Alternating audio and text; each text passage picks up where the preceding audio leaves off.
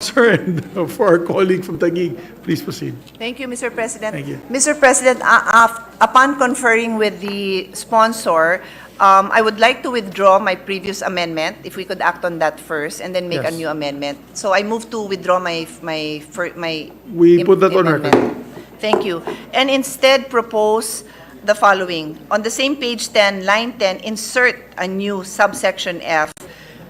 For a woman who wishes to revert to the use of her maiden name, a duly authenticated birth certificate by the PSA, provided that she can only revert to her maiden name once, and all her other existing identification cards and pertinent documents shall likewise reflect her maiden name. We submit.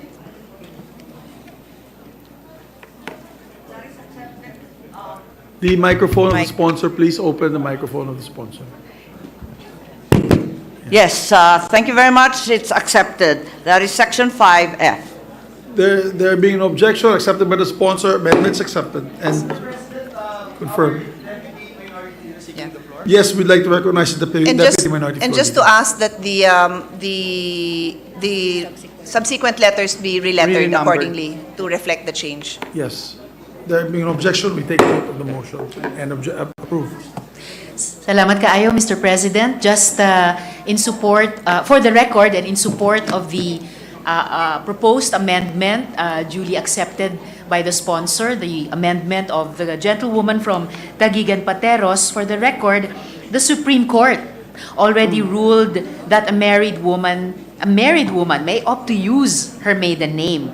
So we are just being consistent, really, by accepting this amendment and eventually passing this bill into law. Salamat kaayo, Mr. President. Thank you very much. Thank you to the Thank you very Minority much, Floor ma'am. Leader, Deputy.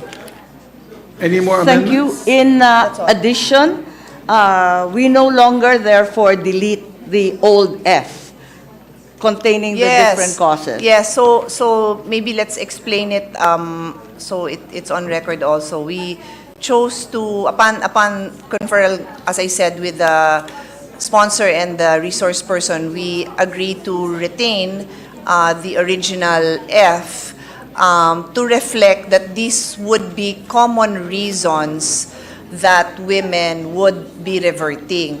But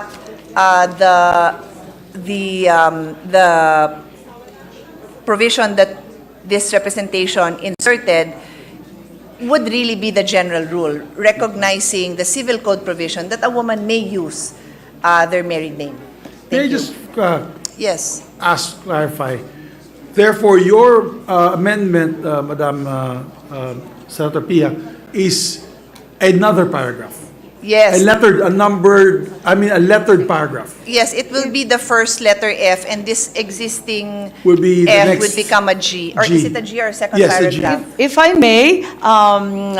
I may, for reasons of tidiness, Yes. so that we keep the topic of married women Together. in one provision, let's put it as F, paragraph 1 will be the general provision provided by Senator Cayetano, and then to be followed by F, paragraph 2, which is the provision that we find on screen as the second situation Is that with acceptable to particular both- circumstances. Yes. Subject to style? It is, but may I just, if Her Honor will recall, I said, give me a few minutes to really think through the effects of this provision, no? So I'll tell you now, because it takes time. I'm not a magician. I cannot think of all the possible scenarios. But I Understood. just realized now, again, if the general rule is a woman can revert to her married name anytime, consistent with the civil code, then, maiden name anytime.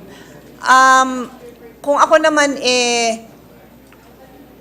if my marriage would be annulled, declared there's a declaration of nullity, legal separation, lahat ito impose pa nga another requirement when I could just rely on the first paragraph and present my birth certificate. So I don't know if the future law students will see this as redundant or unnecessary. Yes, I understand that it appears to Senator Cayetano that perhaps this is surplusage, that you already established the general rule. However, the concern of the DFA is to make it explicit that women who, for example, are widowed can remarry, change their name, and thereafter derive a passport in the second married name. It's just to give them the full gamut of opportunities and choices. There might actually be a better way of saying that then, kasi nga, I mean, I submit to her sponsor. If this was not being rushed, I think we can improve on it further, but I submit to the sponsor if there will be a BICAM. You may request the DFA to help you word it better because I think we can afford better wording. So, Yes. I submit na lang po. I accept Thank you. that kind advice, and I think it would be wise indeed to improve as much as we can the language involved during the BICAM and even thereafter. Thank you very Thank you much, very much. Senator Cayetano. Thank you very much, Thank you very much. Senate President. Dear sponsor, therefore, there being objection to the proposed amendment subject to style, Secretariat, please take note. The amendment is adopted. There being no other amendments, we can close. the Yes, hearing. Mr. President, there being no amendments, Mr. President, I move that we close the period of individual amendments. So move, Mr. President. There being no objection to the motion, motion is approved. Mr. President, this juncture and with the consent of the body, I move that we approve on second reading Senate Bill number 2001, subject to style. I so move, Mr. President. There being no objection to the motion, Senate Bill number 2001. 2001 is approved on second reading. Thank you, Mr. President. As for a minute suspension, Mr. We President. suspend maybe the